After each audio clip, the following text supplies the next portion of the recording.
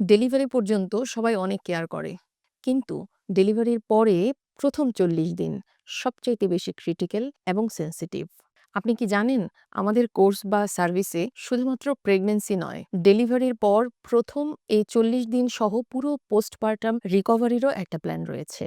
আমাদের প্রবলেম হচ্ছে সব ফোকাস ডেলিভারি পর্যন্ত। কিন্তু বেবি আসার পর বিশেষ করে মায়েরা তাদের নিজেদের যত্ন, বেবির যত্ন এবং কি করণীয় এই সকল বিষয়গুলো নিয়ে শারীরিক এবং মানসিকভাবে ভীষণ রকম ভেঙে পড়েন।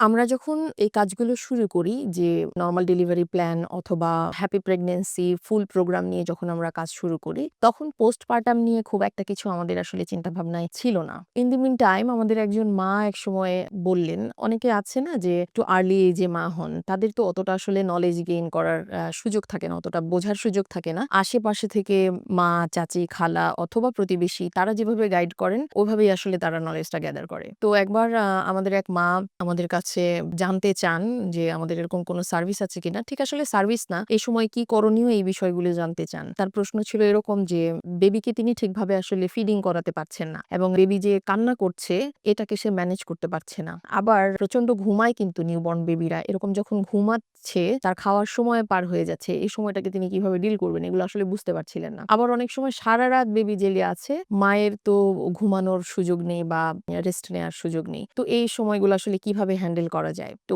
ওই মায়ের প্রশ্নের পর আসলে মাথায় আসে যে আমরা তো শুধুমাত্র ডেলিভারি পর্যন্ত প্ল্যান করছি, তার মানে এর পরেও তাদেরকে আসলে আরেকটু সহযোগিতা করা দরকার। সেই সময় থেকে আমরা আসলে স্টার্ট করি যে 40 ডেজ পোস্টপার্টাম প্ল্যান। ওই সময় আমরা মায়েদেরকে আসলে এই প্রথম ক্রিটিক্যাল এবং সেনসিটিভ সময়টা মায়েরা কিভাবে তাদের শারীরিক সুস্থতা এবং মানসিক যে ব্যালেন্স করা দরকার সেটা করার মাধ্যমে কিভাবে ওভারকাম করতে পারে সেটা নিয়েও সহযোগিতা করে থাকি।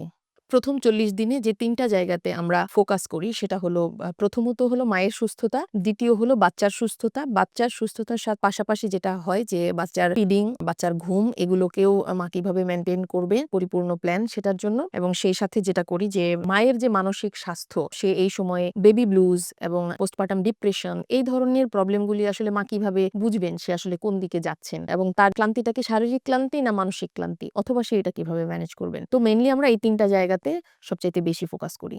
এই 40 ডেইজ পোস্টপার্টাম প্ল্যানে আমরা আসলে মাকে কি শেখাই? সিজার হোক অথবা নরমাল, দুটো অবস্থাতেই ইমিডিয়েট আফটার ডেলিভারি একটা মা নিজের শরীরের যত্ন কিভাবে নেবেন?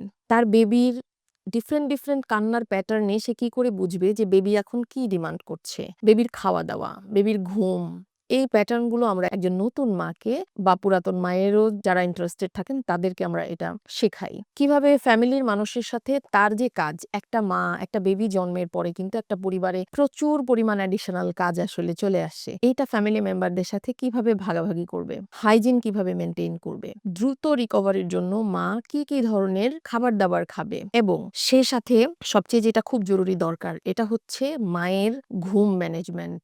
ঘুম ম্যানেজমেন্টের জন্য মা অনেক সময় ডিপ্রেশনে চলে যায়।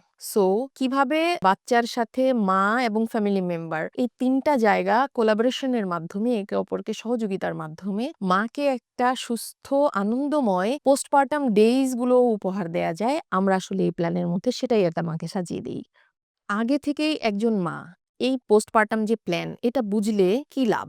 আগে থেকেই আপনি একটু চিন্তা করেন, নিজের জায়গা থেকে চিন্তা করেন। আপনি যদি জানেন যে সম্ভাব্য এরকম একটা বিপদ এবং এই বিপদ এড়ানোর জন্য এভাবে কাজ করা যেতে পারে। আপনার কাছে তখন কি মনে হবে? বিপদকে কি বিপদ মনে হবে? আপনি নিজে একটু ফিল করেন যে আপনি কত আত্মবিশ্বাসের সাথে বিপদকে ওয়েলকাম করবেন। Okay fine, no problem. আমি জানি যে এটাকে কিভাবে হ্যান্ডেল করতে হয় বা আমি জানি যে এটাকে কিভাবে ম্যানেজ করতে হবে। একটা মায়ের জন্য কিন্তু ঘটনাটা একেবারে সেম। একটা মা যখন আগে থেকে জানে যে বেবিটা হওয়ার পর সম্ভাব্য এই প্রবলেম অ্যারাইজ করতে পারে, আমার এই করণীয়, বেবি এইভাবে কাঁদতে পারে, এইভাবে ২৪ ঘন্টায় এতবার তার প্রস্রাব হওয়া দরকার, পায়খানা হলুদ হলে কি হলো, সবুজ হলে কি হবে, এগুলো যখন একটা মা আগে থেকে জানে তাহলে কিন্তু সে প্যানিক হবে না। একটা মা যদি জানে বাচ্চার ব্রেস্ট ফিডিংটা কিভাবে করাতে হয়, কতক্ষণ বিরতি দিয়ে করাতে হবে এবং বাচ্চার ব্রেস্ট ফিডিং এর ধরনটা কেমন, ল্যাচিংটা কিভাবে সে করাবে, কোন পজিশনে বসে করাবে না শুয়ে করাবে, কিভাবে করাবে। আপনি একটু চিন্তা করে দেখেন একটা মা যখন এই পুরো রোডম্যাপটা জানে এটা মায়ের জন্য কত আনন্দময় যে সে তার বেবিকে কত সুন্দরভাবে ম্যানেজ করতে পারতেছে। আবার একটা বিষয় যে আমি আগে থেকেই জানি যে আমার ৫ টা কাজ আছে বা ১০ টা কাজ আছে। এই ১০ টা কাজের ভেতরে ৩ টা বা ৪ টা কাজ ম্যান্ডেটরি যেটা আমাকেই করাতে হবে। যেমন